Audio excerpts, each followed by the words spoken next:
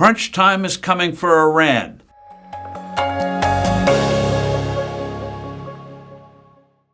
Hello, I'm Steve Forbes, and this is What's Ahead, where you get the insights you need to better navigate these turbulent times. The second Trump term must soon make a profound choice. Should Iran's on the verge of success of getting the bomb efforts be stopped by force, or should we just stand by? Iran becoming a nuclear power would be a disaster for the world. It would dramatically upend the promising events unfolding in the Middle East.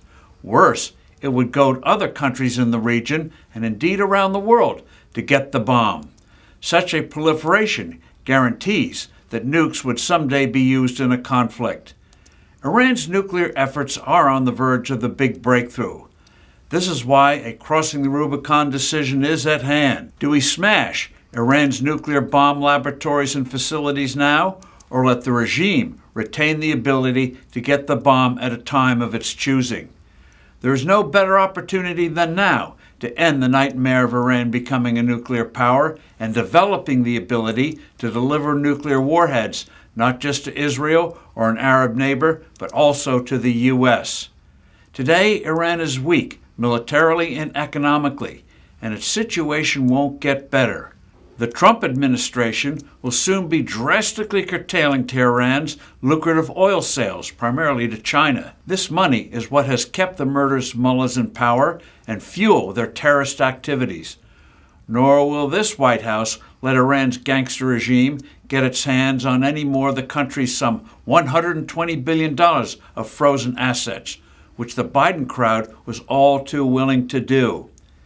Israel has dramatically weakened the mullah's proxy terrorists, like Hezbollah, and demonstrated how feeble Iran's air defenses actually are. The Trump administration shouldn't fall into the trap of harboring the illusion that the mullahs will give up their nuclear ambitions via negotiations. They'll make promises, but will bide their time for an opening to rev up again their atomic bomb activities.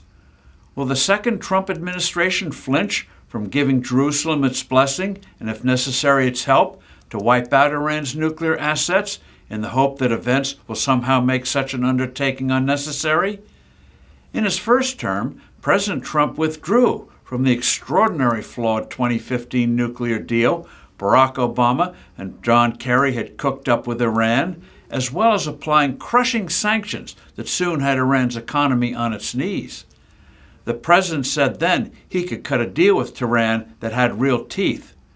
But the people controlling Biden went in the opposite direction and adopted an approach of groveling appeasement. It was a continuation of President Obama's inexplicable goal of letting Iran become the imperial overlord of the oil-rich Middle East.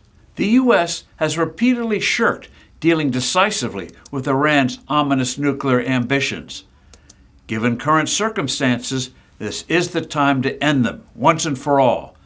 That act will also have a salutary impact on Russia, China, and North Korea.